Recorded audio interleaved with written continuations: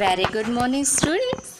आज हम अपनी अनुगुंज हिंदी पाठमाला कक्षा 8 के पाठ 3 गिल्लू चैप्टर को स्टार्ट करेंगे, जिसकी लेखिका है महादेवी वर्मा। यह जो चैप्टर है वो संस्मरण है। संस्मरण क्या होता है? संस्मरण में लेखक या लेखिका अतीत की स्मृतियों के आधार पर किसी व्यक्ति या विषय के बारे में याद करके भावनात्मक तरीके से लिखता है। अब आइए थोड़ा सा हम महादेवी वर्मा के बारे में भी जान लेते हैं। महादेवी वर्मा का जन्म 26 मार्च 1907 को और इनकी मृत्यु 11 सितंबर 1987 को हुई थी। इनका जन्म फर्रुखाबाद उत्तर प्रदेश में हुआ था। इन्हें आधुनिक काल की मीरा भी कहा जाता है। उनके कार्य जीवन की शुरुआत अध्यापन से हुई और मृत्यु होने तक वे प्रयाग महिला विद्यापीठ की प्रधानाचार्य बनी रहीं। उन्हें हिंदी साहित्य के सभी महत्वपूर्ण पुरस्कार प्राप्त करने का गौरव प्राप्त है। अब आइए थोड़ा सा हम अपने पाठ के विषय में जान लेते हैं। यह जो पाठ है गिल्लू, इसमें यह बताया गया है कि क्या हमें पशु पक्षियों के साथ दुर्व्यवहार करना चाहिए। तो इसका आंसर निकल के आता है कि नहीं, पशु पक्षियों में भी मानवीय संवेदनाएं होती हैं। वे भी इस तथ्य को भली भांति जानते हैं कि उनके प्रति किसके मन में कितना प्रेम है। वे अपनी प्रेममयी चेष्टाओं से सभी को चकित कर देते हैं। पशु पक्षी इस प्राणी जगत की अमूल्य धरोहर हैं। हमें उनसे प्रेम करना चाहिए और उनकी रक्षा करनी चाहिए। ये जो गिल्लू चैप्टर है, महादेवी वर्मा ने पशु पक्षियों के विषय में अनेक चैप्टर लिखे, अनेक संस्मरण, रेखा चित्र और कहानियाँ आदि लिखी हुई हैं। तो गिल्लू चैप्टर उन्हीं में से एक है। अब आइए हम अपने पाठ को पढ़ते हैं और इसके अर्थ को जानते हैं। पाठ का सारांश देखते हैं कि ये पाठ कैसे शुरू होता है। ओके, आइए अब हम अपने पाठ की शुरुआत करते हैं। ये पाठ शुरू होता है कि लेखिका यानी कि महादेवी वर्मा अपने बरामदे में बैठी रहती हैं। अचानक उनकी नज़र सोनजूही के फूल की एक पीली कली पर पड़ती है। तो लेखिका को अपने पालतू पशु पक्षियों में सबसे प्रिय गिल्लू नामक गिलहरी की याद आ जाती है और वे उसकी यादों में खो जाती हैं। एक एक करके वे सारे दृश्य उनकी आंखों के सामने आ जाते हैं कि कैसे गिल्लू उन्हें मिला था, कैसे अपनी अंतिम जीवन यात्रा तक वह उनके साथ रहा। लेखिका एक एक करके सारी चीज़ों को याद करने लगती हैं। होता कुछ यूँ है कि लेखिका एक दिन कमरे से बरामदे में आती हैं तो देखती हैं कि एक गमले के पास 2 कौवे छुआ छुअल खिल रहे थे। वे सोचने लगती हैं कि ये काकभुसुंडी भी विचित्र पक्षी है, एक साथ समादरित, अनादरित, अति सम्मानित, अति अवमानित। मीन्स जो कौवे होते हैं ना, हम लोग जितना उनका सम्मान करते हैं उतना ही ज़्यादा उनका अपमान भी करते हैं। यहाँ तक कि हमारे पितृपक्ष में हमारे पुरखों को कुछ अगर पाना होता है तो वो ना तो हंस के रूप में आते हैं, ना गरुड़ के रूप में आते हैं और ना ही मयूर के रूप में आ सकते हैं। उन्हें अगर हमसे कुछ पाना है तो काक के रूप में यानी कि कौवे के रूप में ही उन्हें आना पड़ता है। यहाँ तक कि अगर हमारे किसी प्रियजन के आने का संदेश देना होता है तो कौवे ही अपने कर्कश स्वर में देते हैं। यही सब सोच ही रही होती हैं कि अचानक से उनकी नज़र गमले और दीवार की संधि में छिपे एक छोटे से जीव पर पड़ती है। जब वे निकट जाकर देखती हैं तो गिलहरी का एक छोटा सा बच्चा था जो शायद घोंसले से गिर गया था और कौवे उसे खाने की कोशिश कर रहे थे। वह कौवे की चोट से घायल हो गया था। सबने कहा कि वह कौवे की चोंच का घाव लगने के बाद बच नहीं सकता, परंतु लेखिका का मन नहीं माना।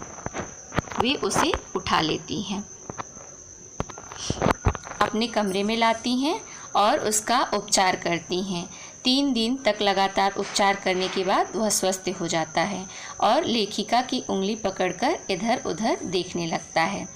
3-4 महीने में जब उसके कोमल रोए निकल आते हैं, उसकी झब्बेदार पूँछ हो जाती है, चमकीली आंखें हो जाती हैं, तो सारे लोग उसकी तरफ आकर्षित होने लगते हैं।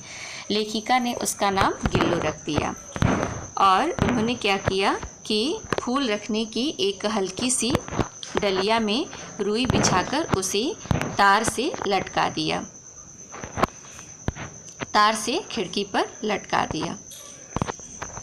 वह लेखिका को विभिन्न प्रकार से अपनी ओर आकर्षित करने की कोशिश करता रहता। जब लेखिका लिखने बैठती तब वह उनके पैर तक आकर सर से पर्दे पर चढ़ जाता और फिर उसी तेजी से उतरता। उसका यह क्रम तब तक चलता रहता जब तक लेखिका उसे न पकड़ती। भूख लगने पर चिक चिक करता और काजू या बिस्कुट मिल जाने पर उसे कुतरता। जब गिल्लू के जीवन का प्रथम बसंत आया तो गिल्लू को जाली के पास बैठकर अपनेपन से बाहर झांकते देखकर लेखिका ने कीले निकालकर जाली का एक कोना खोल दिया और उसे मुक्त कर दिया। लेखिका को आवश्यक कागज़ पत्रों के काम से बाहर जाना पड़ता था, तो उन्हें डर लगता था कि घर में कुत्ते बिल्ली से उसको बचाना थोड़ी समस्या सी लगती थी। परंतु जब वो वापस आई बाहर से तो उन्होंने क्या देखा कि गिल्लू जाली से भीतर आकर उनके पैर से सिर और सिर से पैर तक दौड़ने लगा। तब से वह प्रतिदिन ऐसा ही करने लगा। लेखिका को चौंकाने के लिए कभी कभी वो फूलदान के फूलों में छिप जाता, कभी पर्दे की चुन्नट में और कभी सोन जूही की कलियों में। लेखिका के पास बहुत सारे पशु पक्षी थे, परंतु लेखिका की थाली में खाने की हिम्मत न किसी में न थी। परंतु गिल्लू उनकी थाली के पास जाकर बैठ जाता और उनकी थाली में से एक एक चावल बड़ी सफाई के साथ निकालकर खाता रहता। काजू उसका प्रिय भोजन था। काजू न मिलने पर वह अन्य चीज़ें या तो लेना ही बंद कर देता था या झूले से बाहर फेंक देता था।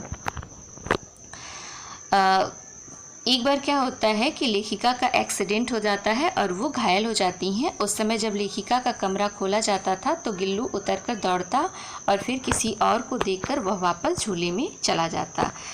सब उसे काजू दे जाते, परंतु वापस आने पर जब लेखिका ने झूले की सफाई की तो उसे काजू उन्हें उसकी जो उसका झूला था उसमें काजू भरे मिले, जिससे उनको पता चल गया कि वह उन दिनों में अपना प्रिय भोजन भी नहीं खा रहा था।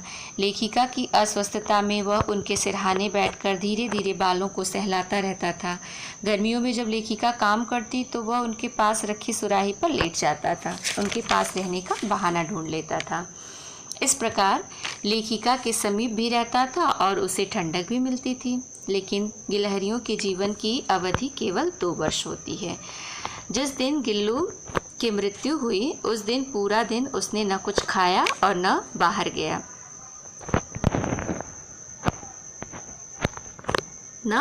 गया, रात में वह लेखिका की वही उंगली पकड़कर हाथ से चिपक गया जिसे वह बचपन में मरणासन की स्थिति में पकड़ा था। मरणासन मतलब वह मरने वाला था, तो उस समय जब जो उंगली उसने पकड़ी थी लेखिका की, वही उंगली अंतिम यात्रा में भी मतलब मरने के समय भी उसने पकड़ा हुआ था।